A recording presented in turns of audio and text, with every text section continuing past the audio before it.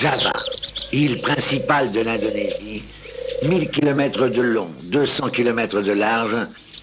Cette île est couverte d'une végétation exubérante, aux milliers d'orchidées.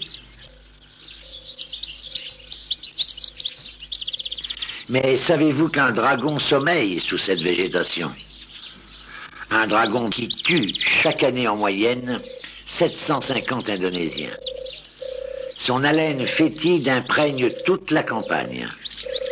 Parfois il crache, c'est une nuée ardente, un jet de gaz et de poussière à plus de 700 degrés qui brûle tout sur son passage. Parfois il vomit, c'est un lard, une coulée de boue qui, telle une avalanche, ensevelit des villages entiers. Parfois aussi il s'ébroue, c'est un tremblement de terre. L'Indonésie compte 600 volcans.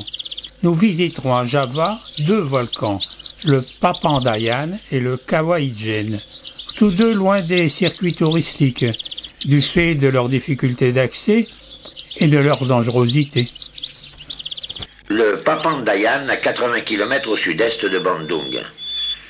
Il faut louer un véhicule pour s'y rendre et traverser les plantations de thé de Malabar en acquittant un droit de passage. Car Malabar est une immense propriété privée avec village, dispensaire, équipe de cueilleuses de thé et plus loin, dans la forêt, équipe de charbonniers.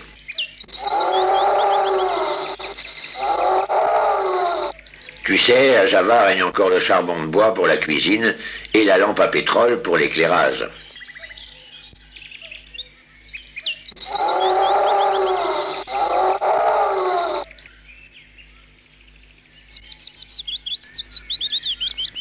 Il faut 2 heures pour franchir les derniers 20 km d'une piste empierrée à flanc de montagne qui débouche à la crête du volcan. Les derniers kilomètres ont dû être faits à pied. Nous étions à 2000 mètres d'altitude.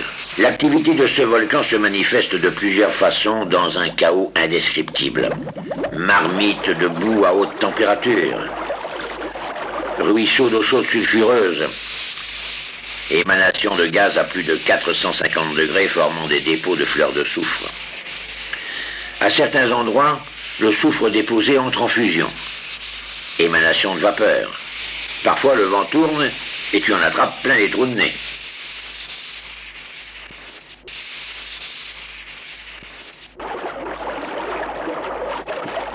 Jet d'eau bouillante. C'est vraiment très impressionnant de voir sortir à quelques mètres l'un de l'autre des éléments antagonistes tels que l'eau et le feu. On a l'impression que ça peut exploser d'un moment à l'autre.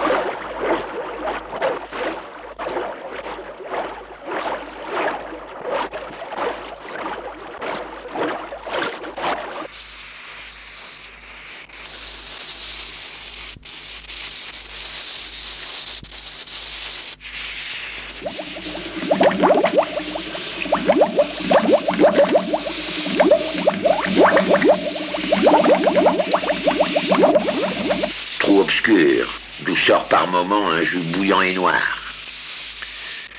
Il faut faire attention où on met les pieds, car à certains endroits, le sol s'effondre sous ton poids et tu risques d'être brûlé.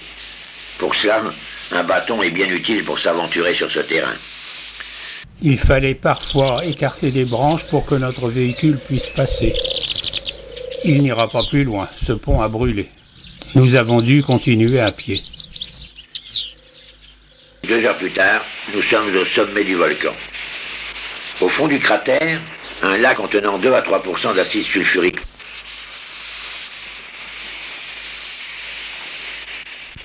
Du soufre liquide sort du flanc du volcan. On dirait que du sang sort des entrailles de la terre. Au fur et à mesure que le soufre se solidifie, les hommes le cassent et en remplissent leur panier. Nous ne tenons pas longtemps à cet endroit car l'atmosphère est suffocante, à cause du gaz sulfureux. Je me demande quelle est la durée de vie des hommes qui travaillent dans ces conditions. Ensuite, ils portent leur charge hors du cratère et redescendent le flanc du volcan. Une vingtaine de tonnes de soufre sont ainsi extraites chaque jour du Kawah Ijen par les 40 hommes qui y travaillent.